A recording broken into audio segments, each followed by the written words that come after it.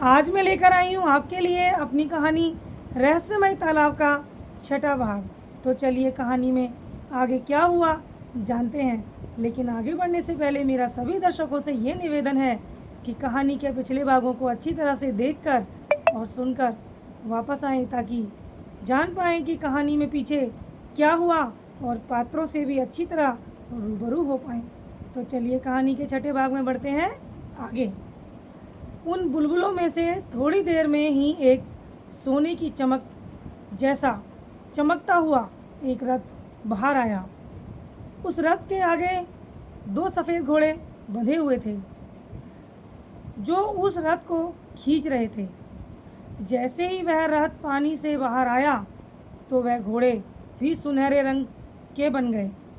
उस रथ को देखकर ऐसा लग रहा था जैसे कि स्वर्ग के दर्शन हो रहे हों।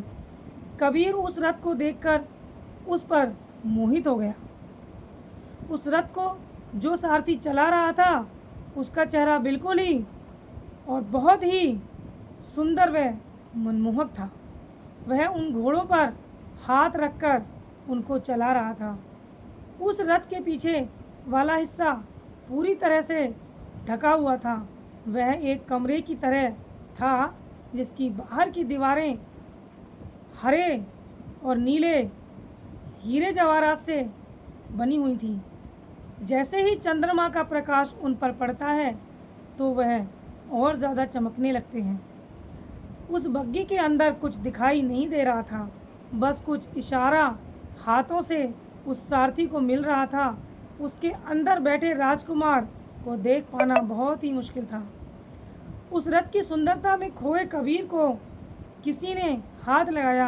हाथ लगाते ही कबीर चिल्लाकर बोला, कबीर कौन है? बाबा, अरे मैं हूँ। तू तो इस रथ की सुंदरता को देखता ही रहेगा या कुछ और भी करेगा अपने दोस्त को बचाने के लिए?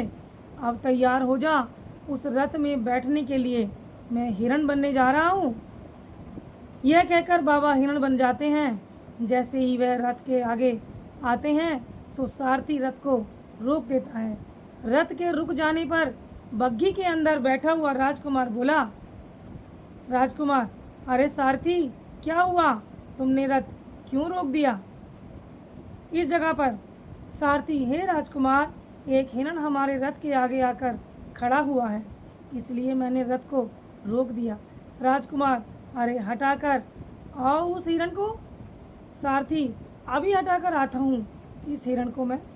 यह कहकर वह सारथी उस रथ से उतरकर उस हिरण को हटाने के लिए एक हाथ से छोटा सा लकड़ी का टुकड़ा लेकर उसको भगाने का प्रयास करता है, लेकिन वह हिरण हटने का नाम नहीं ले रहा था।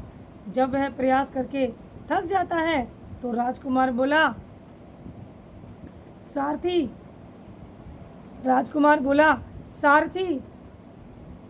राजकुमार वैभव जी, यह तो हिरण हटने का नाम ही नहीं ले रहा, आप खुद आकर देख लो। यह सुनकर वह राजकुमार बग्गी का दरवाज़ा खोलने लगा। जैसे ही उसने दरवाज़ा खोला तो गुलाबों की खुशबू से सारी जगह महक गई। उस राजकुमार के सिर पर एक मुकुट पहना हुआ था। उसके मुकुट पर सोने का बना शेषनाग था। उस राजकुमार की कद व काठी 4 फुट की थी। उसने हीरे मोती जड़ी पोशाक पहन रखी थी। उस राजकुमार के चेहरे की चमक के आगे चंद्रमा की चमक भी फीकी थी। उस राजकुमार के एक हाथ में तलवार थी। जब वह राजकुमार रथ से नीचे उतरा तो कबीर उस रथ के पीछे छुप गया। उसके बाद अब वह राजकुमार उस हिरण के समीप आया और आकर बोला, हे हिरण, आप यहाँ से हट जाइए, हमें रास्ता दे दीजिए। पर हिरण हटा नहीं। उस राजकुमार ने अपने हाथों से उस हिरण की पीठ पर सहलाई, जिसके कारण वह हिरण जंगल की तरफ भाग गया। जब वह हिरण चला गया तो राजकुमार ने सारथी को कहा, राजकुमार वैभव, चलो सारथी, अब यह रथ राज्य की तरफ घुमा लो, पिताजी इंतजार कर रहे होंगे। सारथी रथ को वापस घुमा लेता है। फिर जैसे ही वह रथ तालाब के समीप जाता है तो वह घोड़े फिर से सफ़ेद रंग के हो जाते हैं। वह रथ फिर उस तालाब के अंदर जाता है।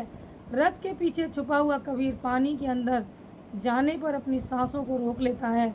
कबीर 2 मिनट पानी के अंदर सांसें रोक कर रखता है और उसके बाद उसको अपनी सांसें रोक पाना मुश्किल हो रहा होता है। कबीर ने फिर भी अपनी सांसों को रोक कर रखा था। कबीर बेहोश होने ही वाला था कि वह रथ ज़मीन पर चलने लगा। कबीर ने एक लंबी सांस ली। वह रथ चल रहा था और कबीर उस नगरी को देख रहा था। उस नगरी में झोपड़ी नुमा घर थे। हर घर के ऊपर एक झड़ा लगा हुआ था। उस झड़े पर एक शेर बकरी का शिकार कर रहा था। इस तरह की कलाकृति वाला झड़ा बनी हुई थी और वो हर घर के ऊपर लगी हुई थी। उस नगर के पेड़ पौधों पर अजीब तरह के केले, अमरूद लगे हुए थे। वहाँ पर सभी पेड़ों पर जुड़वा फल लगे हुए थे। यह सब देखकर कबीर सोचने लगा कि यह नगरी जब इतनी सुंदर है तो यहाँ के राजा का महल कितना सुंदर होगा। आज वह महल के करीब पहुँच गए थे। महल के बाहर के गेट पर वह कलाकृति बनी हुई थी जो उस झंडे पर बनी थी। महल के बाहर अस्त्रों को लेकर सैनिक खड़े हुए थे। किसी सैनिक के हाथ में भाले थे तो किसी के हाथ में धनुष, तो कोई तलवार लेकर खड़ा हुआ था। उसके बाद ये सारा नज़ारा देखकर कबीर और सकते में आ जाता है। तभी उसने अजीब तरह के कुछ सैनिक देखे। उन सैनिकों के जो मुंह थे वो लाल रंग के थे और पूरा मुंह उनका लाल रंग का रंगा हुआ था। देखने में वह बहुत ही खतरनाक लग रहे थे। वह देखने में यमदूत के समान लग रहे थे। अब वह रथ वहाँ आकर रुक गया। राजकुमार उतरकर महल के अंदर चला गया। आज के लिए बस इतना ही। कहानी का अगला हाथ जानने के लिए इंतज़ार कीजिए इसके अगले भाग का। कहानी में अभी बहुत कुछ बाकी है। आज के लिए बस इतना ही। धन्यवाद।